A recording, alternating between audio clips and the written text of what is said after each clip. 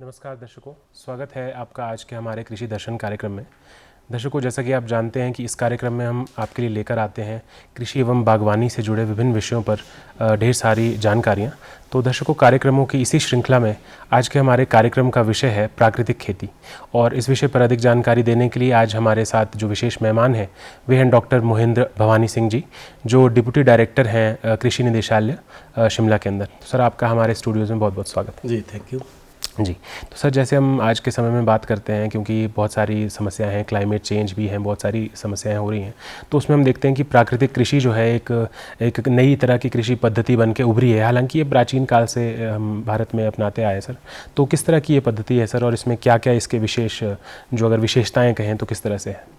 जी, धन्यवाद। जैसे आपने कहा है कि ये हमारी कृषि जो है प्राचीनतम काल से चली आ रही है, तो इसमें जैसे आप जानते हैं कि दिन प्रतिदिन जो है हमारे नई नई टेक्नोलॉजी आती रही, नए नए जो हमारी इसमें कार्यक्रम चलते रहे कि कृषि को जो है बढ़ावा देने के लिए या अच्छी गुणवत्तापूर्वक कृषि करने के लिए जो है नई नई टेक्नोलॉजियाँ आई जी। तो इसी तरह जैसे आप जानते हैं कि अभी तक हम जो है जो कृषि करते थे, कन्वेंशनल कृषि करते हैं, जिसमें हमारे केमिकल्स है या फर्टिलाइज़र्स है या दूसरी चीज़ें जो हम इस तरह के जो प्रोडक्ट्स बाहर से खरीदते हैं, तो उस आधारित ये कृषि हो रही थी जी। उसके बाद कुछ बीच में और भी कुछ पद्धति आई, जैसे आपने सुना है कि जैविक खेती या ऑर्गेनिक फार्मिंग एक नई पद्धति आई जी। तो उसके बाद जो है फिर ये एक नई और चीज़ आई जिसका नाम है प्राकृतिक खेती जी। तो प्राकृतिक खेती आपने कभी पहले भी सुना होगा, इसका पहला नाम था जीरो बजट नेचुरल फार्मिंग जी। यानी कि इस पे जो जीरो बजट का मतलब ये है कि हमने जो है अब कोई भी बाहर से कोई चीज़ नहीं खरीदनी है, जो हमने खेती करनी है अपने प्राकृतिक तरीक़ों से ही करनी है। मतलब इसमें जो मेन हमारा मुख्य उद्देश्य है कि हमने जो है घर की चीज़ों से ही, ना ही इसमें कोई केमिकल यूज़ करना है, ना कोई फर्टिलाइज़र यूज़ करना है जी। और ना ही कोई बाहर के बाज़ारी प्रोडक्ट हमने इसमें कोई यूज़ करने हैं जी। तो ये जो है घर के जो हमारे संसाधन है या घर की हमारी जो आसपास की जड़ी बूटियाँ हैं, उसी तरीके से जो हमारी परंपरागत कृषि चल रही थी उसको थोड़ा सा साइंटिफिक रूप में हम बोल सकते हैं कि इसको थोड़ा एक सुधरा हुआ रूप जो है एक पुराने कृषि का जो है ये हुआ है। तो इसका नाम जो है तभी प्राकृतिक कृषि रखा गया है जी। तो बेसिकली क्या है कि जो इसमें हम करते क्या है कि क्योंकि जैसे हमने इसमें कोई फर्टिलाइजर नहीं यूज़ करना है, ना कोई पेस्टिसाइड यूज़ करना है, तो भी उसका हमने क्या विकल्प है हमारे पास जी। तो इसमें जो मेन है हमारे जो पालेकर जी है, पद्मश्री पालेकर, सुभाष पालेकर जी है, जिनकी टेक्नोलॉजी हम यहाँ पे हिमाचल में अडॉप्ट कर रहे हैं जी। तो उनके अनुसार ऐसा है कि जो पहाड़ी गाय है, पहाड़ी गाय का जो गोबर और गौमूत्र है उसमें बहुत से जीवाणु होते हैं जी, जो सूक्ष्म जीवाणु है जी। तो उसके तहत जो है हम उनको जीवाणुओं को ही मल्टीप्लाई करते हैं आगे और उनके अलग अलग घटक बनाते हैं जी। जैसे हम शुरू करेंगे कि जो केमिकल से अदरवाइज बीज ट्रीटमेंट होता है, सीड ट्रीटमेंट जिसको हम बोलते हैं, तो केमिकल को छोड़ के हम जो उसमें अपना ही तैयार करते हैं उसको हम बोलते हैं जीवामृत, बीजामृत। तो बीजामृत जो है कुछ जैसे घर का गोबर है, गौमूत्र है, फिर कुछ चूना है और एक दो चीज़ें उसमें और मिलाते हैं जी। तो उसी से हम ट्रीटमेंट करते हैं। तो उसमें क्या है कि जो हमारे सूक्ष्म जीवाणु है उसका बीज पे पूरा लेप लग जाता है जी। तो उससे एक तो आपका केमिकल से आप बच गए और दूसरा जो है उसके ऊपर जो एक परत चढ़ेगी उससे अंकुरण में भी बड़ी सहायता होगी और हमारी ज़मीन भी उससे खराब कोई नुकसान नहीं होगा। तो सर, जैसे हम ये भी रासायनिक खेती की भी बात कर रहे थे, क्योंकि परंपरागत तौर पे हम देखें कि जब से हरित क्रांति भी आई है तो तब से जो रसायनों का सर यूज़ था वो काफ़ी ज़्यादा बढ़ गया, किसानों में प्रचलित हो गया जी, जी, जी। सर, अब जब हम नेचुरल फार्मिंग की बात करते हैं तो उसमें उर्वरकों का क्या महत्व है सर, और उर्वरकों का प्रबंधन किस तरह से करते हैं? जी जी, ये बहुत अच्छी प्रश्न पूछा आपने। जैसे आपने हरित क्रांति की बात की तो मैं आपकी जानकारी में ये बताना चाहूँगा कि जब 1966 के आस दौर में ये हरित क्रांति शुरू हुई थी जी। तो उस टाइम जब ये फर्टिलाइजर्स हमारे केमिकल फर्टिलाइजर शुरू हुए थे तो उस टाइम जो एवरेज थी 23 किलो प्रति हेक्टेयर थी जी। तो जब जो कि आज की डेट में बढ़ करके 54 kg यानी कि 54 kg फर्टिलाइजर हम उसमें डाल रहे हैं जी। तो जो कि बहुत ही हमारे लिए एक तरह के पर्यावरण के लिए बोलो चाहे हर दृष्टि से जो है ये हार्मफुल है जी। तो अब जो है ये इसको हम टोटली जो है बिल्कुल चेंज कर रहे हैं। अब हम जो घर की चीज़ों से ही, अब जैसे आपने बोला कि इसमें हम उसकी जगह क्या करेंगे जी। तो जैसे मैंने एक बताया आपको कि हमें एक तो शुरू बीज से करना है तो बीजामृत, उसके बाद एक जीवामृत बनाते हैं जी। तो जीवामृत जो है एक गाय के गोबर से ही, गाय के गौमूत्र से ही, अगर मैं एक एग्जांपल दूँ आपको कि एक जो 200 लीटर में अगर हमें जीवामृत बनाना है जी। तो केवल 10 किलो गोबर की ज़रूरत पड़ती है और 10 किलो ही गौमूत्र की। उसमें हम 1 किलो बेसन डालते हैं, 1 किलो गुड़ डालते हैं और थोड़ा वहाँ के साथ की मिट्टी डालते हैं कि जिसमें जो हमारे वहाँ के जो जीवाणु है उसको फिर हम 1 हफ्ते के लिए उस घोल को बना के रखेंगे। 1 हफ्ते के बाद जो है वो इतना अच्छा घोल बन जाएगा, उसके जो माइक्रोब्स है वो मतलब ज़मीन के लिए बहुत ही बेनिफिशियल है। तो उसका जो है हम एप्लीकेशन करते हैं ज़मीन में जो है वो उसके उर्वरक क्षमता भी बढ़ाएंगे। साथ में जो हमारे केंचुए हैं, प्राकृतिक केंचुए होते हैं जो ज़मीन में चलते हैं। अदरवाइज़ क्या है कि केमिकल आजकल की डेट के में अगर देखेंगे आप, जो केमिकल कृषि हो रही है उसमें आपको एक भी केंचुआ नहीं मिलेगा जी। क्योंकि अब जो हमारा जो प्राकृतिक जो हमारा था, जो भी बायोडाइवर्सिटी थी वो सारी हम ख़त्म कर चुके हैं केमिकल से, क्योंकि ऊपर से हम स्प्रे भी कर रहे हैं। अब मैं आपको अगर बताऊं कि जो हमारे हिमाचल प्रदेश की बात करें हम, कुछ जो हमारे पहाड़ी क्षेत्र है जैसे शिमला है या कुल्लू है या कोई लाहौल स्पीति किन्नौर है, तो यहाँ सेब की खेती होती है। तो सेब में जो है आपको मैं बताऊँ कि ऑफिशियली गवर्नमेंट की ओर से ही कोई 10-12 स्प्रे हम रिकमेंड करते हैं, जिसमें अलग अलग तरह की जो है केमिकल हम उसमें बड़े स्ट्रॉन्ग केमिकल उसमें डलवाते हैं। इसी तरह से अगर मैं अनार की बात करूं, अनार में 18 स्प्रे होती है जी। और जी फर्टिलाइज़र आप जानते हैं कि हर उसमें फर्टिलाइज़र डलता है, और फर्टिलाइज़र की भी आप जानते हैं कि कितनी कीमत बढ़ गई है जी। तो हम जो है ये घर की चीज़ों से ही हम इनको सारी चीज़ें बनाते हैं। इसके बाद जैसे मैंने जीवामृत बोला, फिर एक घन जीवामृत बनता है कि गोबर का ही वो थोड़ा सॉलिड फॉर्म में है, और उसके बाद जो कुछ जैसे हमारे जो उसकी कीटों को रोकने के लिए भी इसी से ही हम प्रबंधन करते हैं जी। जैसे हम उसमें बनाते हैं, एक ब्रह्मास्त्र बनाते हैं जी। और जी आपका अग्नि अस्त्र बनाते हैं, एक नीम अस्त्र बनाते हैं। और फंजीसाइड के लिए जैसे हमारी खट्टी लस्सी है, बहुत ही उपयोगी होती है। जैसे 7-8 दिन की खट्टी लस्सी होगी तो उसको अगर हम अपने खेतों में डालते हैं तो वो हर तरह की बीमारी को ख़त्म करने में सक्षम है जी। और खट्टी लस्सी में फिर एक इसमें और डेवलपमेंट हुई कि अगर उसमें हम तांबा डालते हैं, तांबे का कोई भी मटेरियल डाल देते हैं, तो उससे जो उसकी जो पॉइजन है वो मतलब उसके जो कीड़ों को, फंगस को मारने की, हाँ जी, वो मारने की जो है क्षमता और ज़्यादा बढ़ जाती है। तो ये हमारी सारी जो घरेलू चीज़ें हैं, मतलब इसी से ही हम जो है ये इस तरह की ये चीज़ें कर सकते हैं। तो ये टेक्नोलॉजी जो है मतलब 2018 में भी शुरू हुई थी, तो किसानों का इसमें बहुत ज़्यादा रुझान हो गया है। तो मैं आपको बताना चाहूँगा कि आज की डेट में हमारे पास जो है 1,92,000 किसान जो है इसमें रजिस्टर हो चुके हैं, जो प्राकृतिक खेती से ही अपना काम कर रहे हैं। और इसमें अभी तक हिमाचल में जो है 32,000 के आसपास जो है हमारा हेक्टेयर जो है एरिया कवर हो चुका है, जो कि बहुत बड़ी अचीवमेंट है। क्योंकि अभी 3-4-5 साल ही हमारे इस कार्यक्रम को शुरू हुए हैं, तो लोगों ने जो है मतलब एक तो जो हम उनको ट्रेन करते हैं, हमारा 2 दिन का कार्यक्रम रहता है। जैसे किसी भी गांव में हम वहीं पे 1 दिन हमारा जो है उसमें उनको मतलब प्रैक्टिकल थ्योरी, मतलब प्रशिक्षण शिविर आप लगाते हैं सर? हाँ जी, हाँ, 2 दिन का प्रोग्राम होता है। तो एक दिन जो है हम उनको थ्योरेटिकल बताते हैं, दूसरे दिन जो है उनको प्रैक्टिकली हम खेत में ही उनके द्वारा ही करवाते हैं। तो लोगों का इसमें बहुत अच्छा रुझान है, मतलब ये बहुत अच्छी स्कीम है चल रही है विभाग की। तो जैसे आपने जीवामृत की बात भी की और घन जीवामृत या बीजामृत जो भी आपने बात की, तो उसमें सर हम देखते हैं कि आपने कहा कि पहाड़ी या देसी गाय के ही गोबर का इस्तेमाल तो सर ऐसा क्या है कि कोई जो किसान है उसको अगर हम पशुपालन कहें अगर, तो उसमें हम देखते हैं कि आज के समय में जो विदेशी गाय हैं या जर्सी ब्रीड या दूसरी जो ब्रीड्स हैं उनको लोग पाल रहे हैं क्योंकि वो दूध का ज़रा मात्रा ज़्यादा देते हैं। तो सर पहाड़ी गाय का वो क्यों ज़रूरी है, बस ये हम जानना। हाँ जी, हाँ, ये आपने बड़ा अच्छा प्रश्न पूछा है। एक्चुअली ऐसा है कि जो पालेकर जी की थ्योरी है, उनका कहना है कि जो हमारी पहाड़ी गाय का जो गोबर है उसमें जो है 1 ग्राम में 3 करोड़ जीवाणु है जी। जबकि जो हमारी जो फॉरेन की है जैसे हॉल्स्टीन फ्रीजियन है या जर्सी है, इसमें उनका कहना है कि कम है। हालांकि इसके ऊपर हम अभी रिसर्च कर रहे हैं, हमने यूनिवर्सिटीज़ को कुछ प्रोजेक्ट्स दिए हैं कि इसी के ऊपर स्पेशली रिसर्च हो रही है कि कौ डंग यूरिन जो हम बना रहे हैं, ये जो देसी गाय और जो फॉरेन की है वे इसमें कितना डिफरेंस है। तो इसके भी रिजल्ट्स हमारे पास आने हैं, तो इसके ऊपर हम ये चल रहा है, तो अब देखेंगे कि इन फ्यूचर जो है इसका क्या इम्पैक्ट रहता है। दूसरा जैसे आपने बोला कि दूध का जो है क्या बोलते हैं प्रोडक्शन, इनका प्रोडक्शन ज़्यादा है, होल्स्टीन या बाहर की ये नस्लें हैं। बट मैं आपको बताना चाहूँगा कि जो हमारी देसी नस्लें भी हैं वो भी अब काफ़ी अच्छी दूध दे रही हैं, इसमें कोई ज़्यादा डिफरेंस नहीं है। तो पर उसके फ़ायदे ये भी है कि वो काफ़ी स्टडी है, यहाँ के इन्वायरमेंट में जो है इजीली अडॉप्ट कर देती है जी। तो ऐसा कोई ज़्यादा डिफरेंस नहीं है, बट फिर भी अभी इसके ऊपर थोड़ा शोध कार्य चल रहा है जी। तो सर जैसे आपने गाय की बात की, पहाड़ी गाय, क्योंकि आज के हम समय में देख रहे हैं कि जैसे हमने कहा ही कि सर की सारी जो विदेशी नस्लें जो है लोग रख रहे हैं, तो जो पहाड़ी गाय सर मिलती नहीं है इजीली, तो उसको खरीदने के लिए क्या सर कोई विभाग अनुदान देता है या किस तरह से सहायता करता है वो जो किसान आपके प्राकृतिक कृषि की ओर आना चाहते हैं? जी, बिल्कुल। इसको उस स्कीम को बढ़ावा देने के लिए जो है सरकार की ओर से जो है गाय के ऊपर उपदान दिया जाता है, क्योंकि अब जैसे बाहर से किसी ने खरीदनी, क्योंकि देसी नस्लें जो हैं अगर हम दूसरे राज्यों से भी ले सकते हैं, कुछ अपने स्टेट में भी खरीद सकते हैं, तो इसके ऊपर जो है सरकार की ओर से 25,000 रुपये की सब्सिडी है गाय के ऊपर। और दूसरा ऐसा है कि अगर आपने दूसरी स्टेट से खरीद के लानी है तो 5,000 रुपये जो है ट्रांसपोर्टेशन भी है। साथ में अगर वहाँ मंडी से आप कहीं से खरीदते हैं तो 2,000 रुपये मंडी फीस भी है। तो मैं अगर कुल मिला के आप बात करूँ तो कोई 32,000 के आसपास जो है गवर्नमेंट की ओर से ही इसमें सब्सिडी का प्रोविजन है।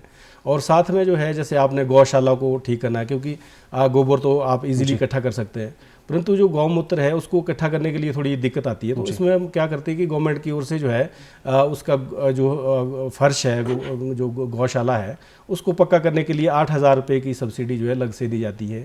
दूसरा जो हमने ये घटक तैयार करने, जैसे मैंने आपको बताया जीवामृत है, बीजामृत है या अग्निअस्त्र या कोई भी हमने घटक तैयार करना है, तो उसके लिए जो हमारे ड्रम आते हैं आजकल, जैसे आपने देखे होंगे प्लास्टिक के ड्रम आते हैं जो 200 लीटर 200 लीटर का ड्रम आता है, तो उसके ऊपर भी अनुदान है, वो भी 75% सब्सिडी पे है। यानी कि जैसे अगर 1,000 रुपये का वो ड्रम आता है तो 750 रुपये जो है सरकार की ओर से मिलता है, और किसान को जो है केवल 200-250 रुपये में वो ड्रम बड़े इजीली मिल जाता है। तो 3 ड्रम तक अनुदान तभी मिलता है सर कि अगर वो प्राकृतिक किसान के रूप में मिलेगा तभी, अगर उसमें प्राकृतिक, बिल्कुल। तो इसमें हमें जो है रजिस्टर करना पड़ेगा। हमारे पास किसान पहले जो ट्रेनिंग प्रशिक्षण लेंगे तो उन्हीं लोगों को हम ये उसमें सब्सिडी का प्रोविजन करते हैं, क्योंकि केमिकल अब अगर कोई केमिकल करेगा तो उस पर हम नहीं देंगे अनुदान।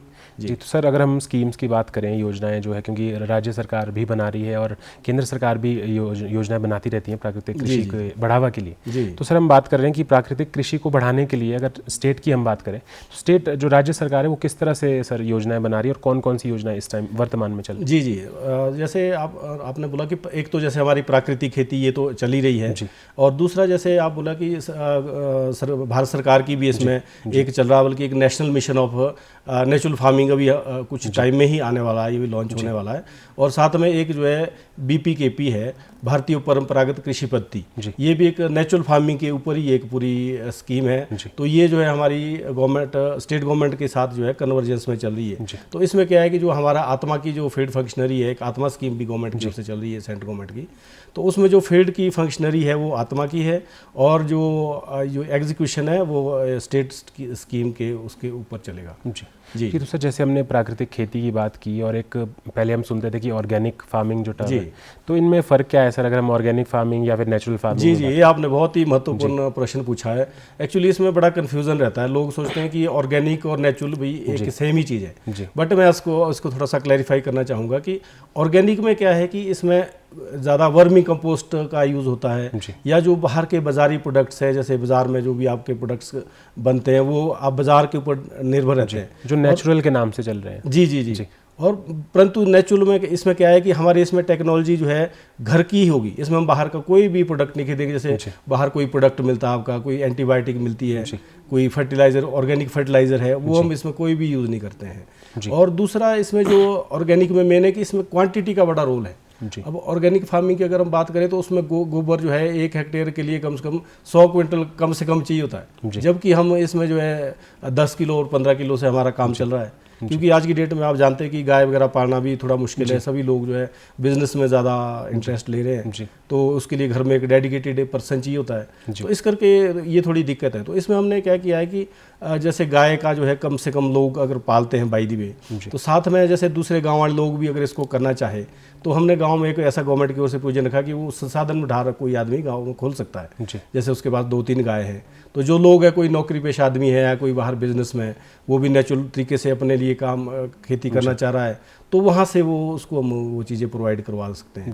तो वो एक तरह से कम्युनिटी फार्मिंग की अगर आप बात करें तो सर किस तरह से काम करते हैं? क्योंकि अगर मान लीजिए आप सर कह रहे हैं, क्योंकि हमारे पास सीमांत किसान ज़्यादा हैं सर, और जो परिवार हैं वो भी छोटे होते जा रहे हैं, हम अगर दिन प्रतिदिन देखें, तो सर अगर कम्युनिटी फार्मिंग की बात करें तो इसमें क्या स्कोप है सर प्राकृतिक कृषि? नहीं, इसमें बहुत ज़्यादा स्कोप है। अब जैसे अभी हमारा चल रहा है कि चंबा का जो है एक पांगी क्षेत्र है, तो वहाँ पे क्या है कि बेसिकली वहाँ नेचुरल केमिकल ऐसा अभी तक ज़्यादा यूज़ नहीं हो रहे, या कुछ लोग कर रहे हैं, तो उनकी भी जैसे हमें डिमांड आई थी कि हमारा जो है पूरा एरिया ही जो है कम्युनिटी बेस पे ही नेचुरल फार्मिंग पे किया जाए, तो उस पर काम चल रहा है हमारी, वहाँ पे अभी बल्कि टीम भी गई थी।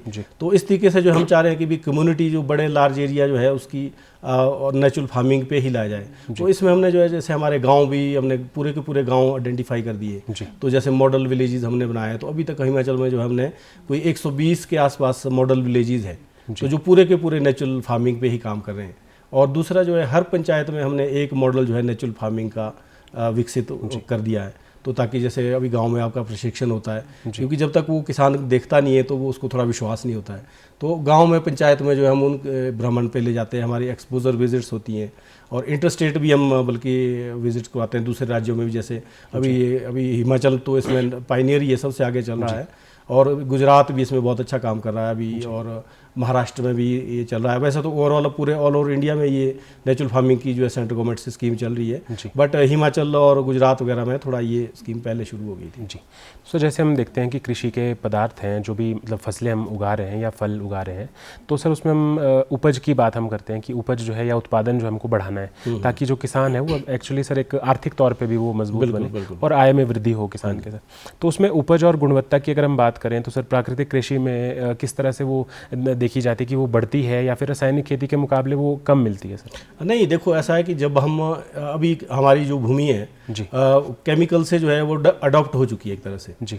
तो जब हम इसमें प्राकृतिक खेती में शिफ्ट करते हैं तो नो डाउट शुरू में थोड़ा सा दिक्कत रहती है, क्योंकि उस टाइम हमारी जो ज़मीन है वो फर्टिलाइज़र ही मांग रही है जी। तो थोड़ा शुरू में हल्का सा फर्क पड़ता है, बट 2-3 साल के बाद 2-1 साल के बाद जो है हमारी बिल्कुल खेती जो है मतलब उससे ज़्यादा प्रोडक्शन है।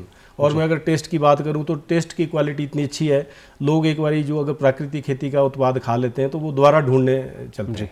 हमारी मैं एक जानकारी के लिए आपके बताना चाहूँगा कि हम हिमाचल में हमारे 3 कैप्टिव आउटलेट चल रहे हैं, मतलब जिसमें जो हमारे जो प्राकृतिक किसान हैं जो उनका जो प्रोडक्शन है वो उनसे इकट्ठा मंगवा के FPO के थ्रू यहाँ बेच रहे हैं। जैसे एक शिमला में हमारा आउटलेट है, सोलन में है, एक नमहोल में कामधेनु जो दूध की वो है उसके साथ हमारा कोलैबोरेशन में चल रहा है, एक अभी रिसेंटली ऊना में चल रहा है। तो जो लोग उसमें एक बारी चले गए वो जो है उनको नेचुरली ही चाहिए। दूसरा एक चीज़ मैं और बताना चाहूँगा आपको कि शिमला में जो है हमने एक मोबाइल वैन शुरू की है जो प्राकृतिक खेती का ही जो मटेरियल है वो लोगों का इकट्ठा करके, तो एक दिन वो सेक्रेटरीट में जाती है और दूसरे दिन डायरेक्टरेट ऑफ एग्रीकल्चर। हमने फिर यूनिवर्सिटी HP यूनिवर्सिटी में भी किया था टाइप, थोड़ा सा वहाँ भी काम चल रहा है। तो मतलब लोगों में बहुत रुझान है। तो फ्राइडे को वो गाड़ी जाती है तो लोगों की वहाँ पहले ही लाइन लग जाती है कि नेचुरल फार्मिंग का प्रोड्यूस आएगा, तो उसी टाइम 1-2 घंटे में वो गाड़ी ख़त्म हो जाती है। तो इसमें शेल्फ लाइफ भी बहुत अच्छी है। और इवन मैं सेबों की अगर आपसे बात करूं तो जो आड़ती है वो स्पेशली नेचुरल फार्मिंग का ही मांगते हैं जी, क्योंकि उसकी शेल्फ लाइफ जो है महीने तक वो ख़राब नहीं होता है। अदरवाइज क्या है कि जो केमिकल की स्प्रे करते हैं, जैसे कलर स्प्रे होती है, राइपनिंग की स्प्रे करते हैं फार्मर्स, उससे क्या होता है कि हफ्ते में ही वो सेब इतना पक जाता है कि उसके बाद वो उसका टेस्ट और वो नहीं रहता है उसमें। पर नेचुरल में जो है आप महीना भर भी अगर उस सेब को आप ऐसे रख देंगे तो वो ख़राब नहीं होगा। तो इतना इसमें फ़र्क है शेल्फ लाइफ। सर जैसे आपने कहा कि प्राकृतिक जो प्रोड्यूस है किसानों का जो जिसे आप इकट्ठा कर रहे हैं, तो सर जैसे हम मार्केट में देखते हैं तो बहुत सारी चीज़ें होती है, कुछ ऑर्गेनिक के नाम पे अवेलेबल होती हैं या फिर कुछ जो है प्राकृतिक के प्रोड्यूस के रूप में। तो सर जब हम पंजीकरण की बात करेंगे, क्योंकि किसान को क्योंकि वो जो दाम है सर उसका वो किसान तक पहुँचे, हमारा लक्ष्य तो यही है। तो सर वो किसान तक पहुँचे उसके लिए कैसे इंश्योर करती है सर? हाँ, नहीं, ये भी आपने बहुत अच्छी बात, पंजीकरण कैसे? जी, आपने बहुत ही बढ़िया क्वेश्चन पूछा। ये एक्चुअली ऐसे कि हमने क्योंकि सर्टिफिकेशन अब हर कोई, जैसे आपने बोला कि मार्केट में सभी कोई बोलते हैं जी हमारा ऑर्गेनिक है, ऑर्गेनिक है। तो हिमाचल गवर्नमेंट ने क्या किया है कि एक पोर्टल इसका तैयार कर दिया है सितारा के नाम से। तो उसमें क्या है कि किसान जैसे अपने आप को रजिस्टर करेंगे, तो रजिस्टर करने के बाद जो हमारे ब्लॉक लेवल पे अधिकारी है, जैसे हमारे एग्रीकल्चर टेक्नोलॉजी मैनेजर है, ब्लॉक टेक्नोलॉजी मैनेजर है, तो वो वहाँ पे वेरीफाई करते हैं। तो इस पोर्टल के माध्यम से जो है वो पूरा डाटा उसमें डाल देंगे, साथ में 1-2 किसानों को भी पूछेंगे कि वाकई ये नेचुरल है कि नहीं है, तो वो सारी जानकारी लेके पोर्टल में डालेंगे। पोर्टल से जो है उनको एक सर्टिफिकेट मिलेगा जो आप रजिस्ट्रेशन किसान जो है मोबाइल से ही कर सकता है, उसमें कोई भी चार्ज नहीं है, निःशुल्क है। और पूरे हिमाचल में उसको एक सर्टिफिकेट दिया जाता है, तो मोबाइल से ही वो सर्टिफिकेट डाउनलोड भी कर सकता है, अपने मोबाइल पे भी रख सकता है। और उसमें जो है उसकी सर्टिफिकेशन की पूरी जानकारी होगी किसान की, उसका उसमें डिटेल होगी कि कहाँ से ये किसान है, कितनी इसके पास ज़मीन है, क्या क्या इसकी फसलें हैं। तो ये हमारी सर्टिफिकेशन जो है यहाँ पे शुरू हो चुकी है जी। तो ये बहुत ही एक अच्छी पहल है हिमाचल की हम बात करें तो। जैसे हम बात कर रहे हैं कि प्राकृतिक जो उत्पाद है, तो सर इसका पंजीकरण भी अगर हो गया तो उसके बाद जब हम देखते हैं जो इसका प्रोड्यूस है सर, वो ऐसी रॉ बिकता है कि या फिर उसके बाद कोई प्रोसेसिंग की भी संभावना है? हाँ, नहीं, अभी ऐसा है कि अभी थोड़ा इनिशियल स्टेज में हमने इसके लिए FPCs FPO बनाया है, है। हिमाचल प्रदेश में हमारा 20 FPO बनाने का टारगेट है, जो कि अभी 7 हमारे रजिस्टर हो चुके हैं, जो काम भी शुरू कर चुके हैं। तो इसमें क्या है कि कुछ इसमें पैक्ड भी जा रहे हैं और कुछ जो सब्जियां वगैरह है वो लूज़ में जा रही हैं। तो जैसे मैंने बताया कि उनके जो FPO के जो पैक्ड प्रोडक्ट है वो हमारे कैप्टिव आउटलेट के थ्रू बिक रहे हैं। कुछ जो है हमारे जैसे जूसेस वगैरह है, अभी चौपाल का हमारी एक FPC है, तो उसके जूस हमारे बॉम्बे तक, मुंबई तक चले जाते हैं बोतल वगैरह में पैक होके। तो इस तरह का प्रोविजन है। बाकी इसको भी इन्हेंस करने का प्रोग्राम चला है कि इसको हम ज़्यादा स्ट्रेंथन FPCs को कैसे कर सकते हैं। जी सर, जैसे प्राकृतिक खेती की भी बात है सर, अगर हम सस्टेनेबिलिटी की बात करें कि एक सततता रहे और निरंतरता बनी रहे सर, कि लोग जो है अपने मतलब पर्यावरण भी संरक्षण हो, तो सर किस तरह से पर्यावरण संरक्षण को बढ़ावा दे रही है ये कृषि पद्धति, और आप क्या स्कोप देखते हैं सर भविष्य? हाँ, नहीं देखो, ये बहुत ही अच्छी, जैसे मैंने आपको बताया कि केमिकल को तो बिल्कुल हम इसमें नहीं मानते हैं, ना ही फर्टिलाइज़र को, ना ही पेस्टिसाइड को। तो इसमें जैसे आपने बोला कि तो हमें जो फर्टिलाइज़र को तो बिल्कुल अवॉइड करना है, क्योंकि हमने जो ज़मीन है हमारी उसका संरक्षण करना है। तो अब जैसे नेचुरल फार्मिंग में बताया कि इसमें एक घटक है आच्छादन। तो आच्छादन में क्या होता है कि जो जैसे सेब का तौलिया है मानो, उसको हम जो वहाँ की घास फूस है, जो जंगली वेस्ट मटीरियल बचता है, या इसका गोबर वगैरह का वेस्ट मटीरियल बचता है घास, उसको जो है हम उसके साथ कवर कर देते हैं। अब उसमें क्या है कि एक तो हमारे जो केंचुए है उसकी एक्टिविटी बढ़ जाती है, दूसरा मॉइस्चर कंजर्वेशन हो जाता है। तो इसके जो रिजल्ट्स है वो बहुत ही अच्छे हैं। और दूसरा इसमें जैसे एक हम जो इसकी टेक्निक है नेचुरल फार्मिंग की, एक उसमें वाफ्सा लाइन डेवलप करवाते हैं। तो उसमें क्या होता है कि जो एयर और वाटर का जो है कॉम्बिनेशन जो है प्लांट के लिए बड़ा इंपॉर्टेंट है। ये भी नहीं होना चाहिए कि भाई उसमें बिल्कुल ड्राई हो या बिल्कुल ही मॉइस्ट हो। प्लांट के लिए जो है 50-50 का रेशो होता है। तो ये चीज़ भी हम इसमें नेचुरल फार्मिंग में करवाते हैं। दूसरा जो इसकी सबसे बड़ी बात है कि अब जो इसमें हम मल्टी क्रॉपिंग कराते हैं, इसमें ऐसा नहीं है कि एक ही मोनोक्रॉपिंग रहा कि एक ही कराएंगे, नहीं। उसमें जैसे हमने नाइट्रोजन फिक्सिंग करवानी है तो उसके लिए हम लेग्यूमिनस क्रॉप लगाते हैं, जिसमें जो नोड्यूल्स होते हैं वो एटमॉस्फेरिक नाइट्रोजन को उसमें ज़मीन में फिक्स कर देते हैं। जो राजमा टाइप की जो जी राजमा है या चना है या मटर है, तो हम इसमें इंटरक्रॉपिंग कराते हैं कि मतलब एक लाइन आपकी गेहूँ की होगी या 2 लाइनें गेहूँ की है, बीच में एक उसमें चने की भी डलवा देंगे, मटर के साथ हम दूसरी फसल लगाएंगे, मक्की के बीच में राजमा लगवा देंगे। तो मतलब इसके जो बड़े अच्छे रिजल्ट्स हैं, उसमें बेनिफिट ये है कि आपको एक तो जो मेन क्रॉप है आपकी वो साइड में रह जाती हैं, और जो आपके जो सब्सिडरी क्रॉप है साइड, उसमें उससे ही आपका पूरा खर्चा भी निकल जाता है और वो डबल आपको इनकम भी देती है। तो जैसे आपने इनकम की बात पूछी, तो इसमें 100% ये जो एक नारा था कि फार्मर की इनकम डबल करनी है, तो इससे जो है ये 100% नेचुरल फार्मिंग से पूरी होने की उम्मीद है। जी सर, जैसे हम हमारे प्रदेश में जो किसान हैं जो या बागवान भी हैं जो प्राकृतिक कृषि की ओर आना चाहते हैं, सर उनको आप क्या संदेश देंगे कार्यक्रम के अंत में? हाँ देखिए भाई, मैं बताना चाहूँगा कि ये बहुत ही अच्छी योजना है। अभी एक हमारी नई गवर्नमेंट ने जो है एक नई स्कीम शुरू की है, Rajiv Gandhi natural farming startup योजना। तो इसमें क्या है कि आप अपने किसी भी नेचुरल फार्मिंग के ऊपर जो है अपने फार्म को डेवलप कर सकते हैं। आप कोई भी बिजनेस शुरू कर सकते हैं, कोई गौमूत्र का बिजनेस कर सकते हैं, या उसके जो हम प्रोडक्ट बनाते हैं जैसे जीवामृत के ऊपर कर सकते हैं, या आपका फूड प्रोसेसिंग का आप कोई काम करना चाह रहे हैं। तो इसमें कोई भी आप इस तरह की एक्टिविटी करना चाह रहे हैं, या आप मिल्क प्रोडक्शन करना चाह रहे हैं, या आप सपोज करो व्हीकल में या आप कोई दूसरी जगह में चिल्ड प्लांट बनाना चाह रहे हैं, तो इसमें गवर्नमेंट की ओर से पूरा 40 से लेके 50% तक का असिस्टेंस अभी मिलेगा। तो इसके लिए जो है आप जो नियर बाई हमारा एग्रीकल्चर का विभाग है, वहाँ हमारी ATM BTM आत्मा लेवल की टीम है, सब्जेक्ट मैटर स्पेशलिस्ट हैं, तो उनसे आप कॉन्टैक्ट कर सकते हैं। और हमें जो है ऑनलाइन भी कर सकते हैं। हमारी मेल है spnfhp@gov.in, तो इस पे भी आप कर सकते हैं, या लैंडलाइन पे फ़ोन नंबर वगैरह आप हमें किसी भी माध्यम से कॉन्टैक्ट किया जा सकता है। जी, तो सर आप आज हमारे कार्यक्रम में आए सर, और प्राकृतिक कृषि के बारे में हमारे दर्शक भाइयों बहनों को इतनी महत्वपूर्ण जानकारियाँ दी, सर उसके लिए आपका बहुत बहुत धन्यवाद। जी धन्यवाद, थैंक यू। तो दर्शकों, आशा है आप आज के हमारे कार्यक्रम में दी गई जानकारी से लाभान्वित हुए होंगे। आपसे मिलेंगे कार्यक्रम के अगले अंक में, तब तक के लिए नमस्कार।